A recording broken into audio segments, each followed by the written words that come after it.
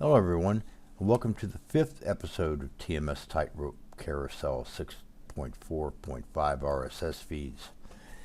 In this episode we're going to be creating an RSS bulletin with a slideshow of multiple full screen images. Now this is the same as the previous episode, only instead of creating a single full screen image at the channel level, we're going to create our images at the image level so that we can have more than one of them.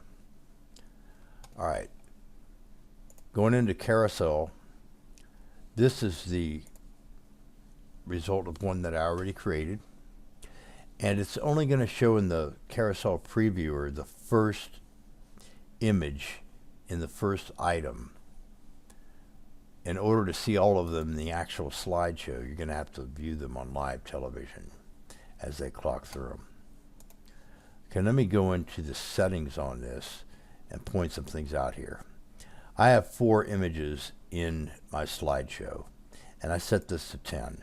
However, if you're not really sure as to how many,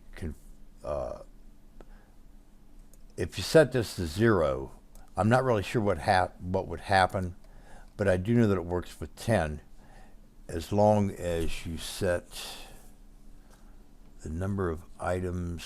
Where's that at? Maximum items per bulletin.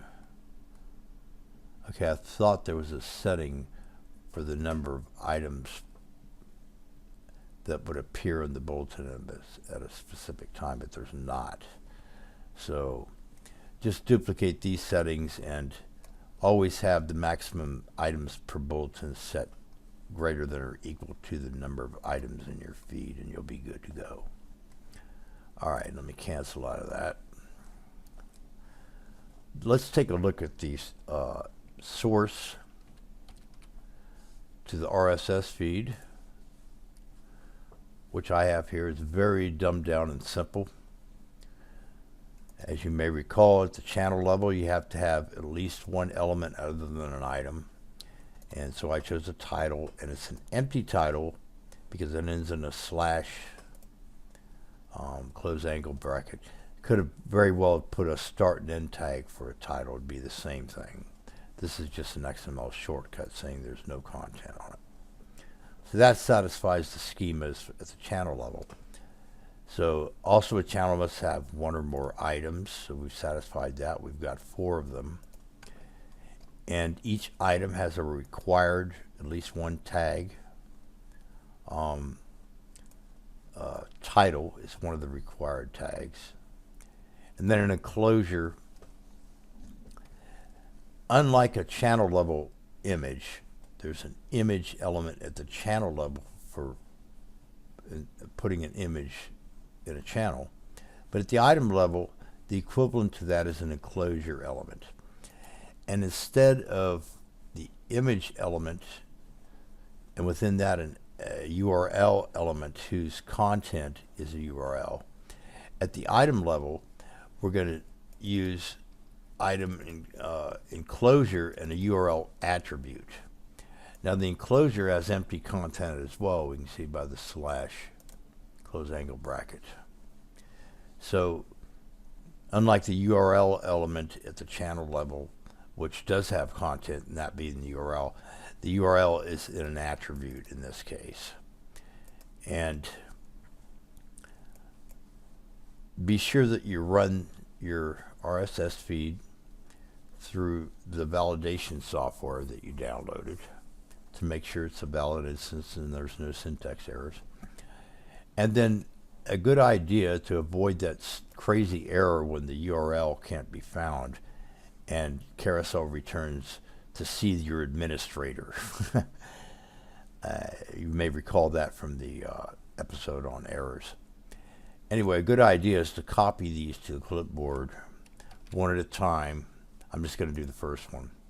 And paste them into a browser to make sure that they exist.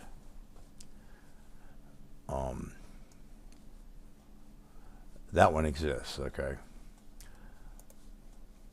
And then, well, I already know that they all exist, so I'm not going to do the other 3, like I said. Now let's get a link and recreate this whole thing from scratch. Here's the link that is currently in there. So I'm going to copy that there and use that same link. That link points to this right here. Now we're going to go over to Carousel and we're going to create a bulletin. And we're going to use that link. So, oops. Let's go to the main, new bulletins, RSS bulletin under the dynamic tag. And we're going to put that URL in here. All right. Remember I said to change this. We have 4 bulletins. That's probably all right to leave it there. You can bump it up if you want to, but I'm going to make it 5, just in case I might want to add one later. And then set to display each item for 15 seconds. Continue. Okay, now we're going to go in, and just like we did in the previous video, we have to delete all these tags to avoid that overlapping error. So let me just start by deleting all these blocks. So we got a nice clean slate going.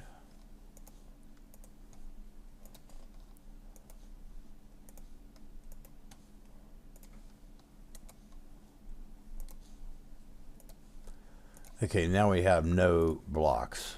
See, we have no blocks. So now we're going to create a new block, and we're going to call it Web Picture.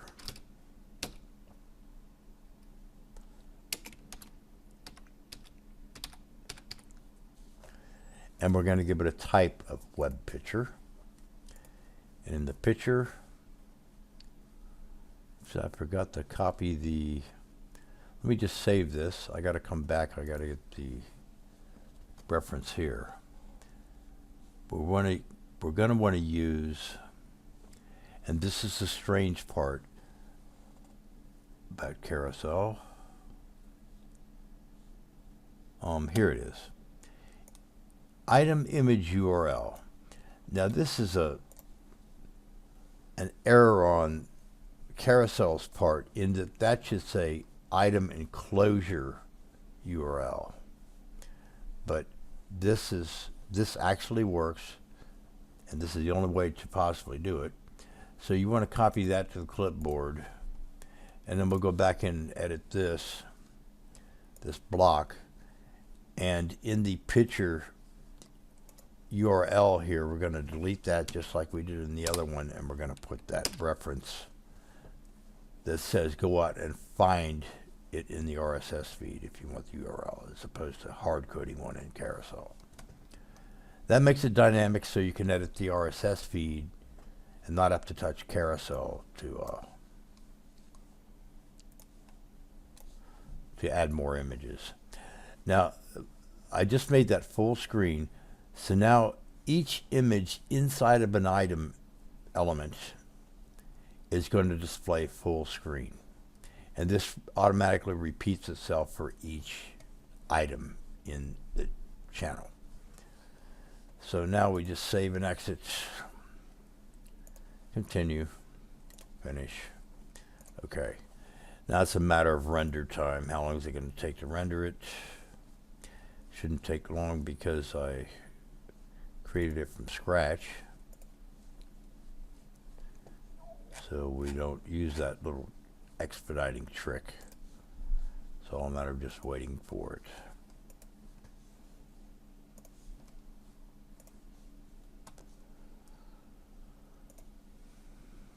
So while that's rendering, let me just repeat that in the previewer of Carousel, in this particular case, it's only going to show the first image in the first item, and you'll have to view it on live TV to see it actually clock through them.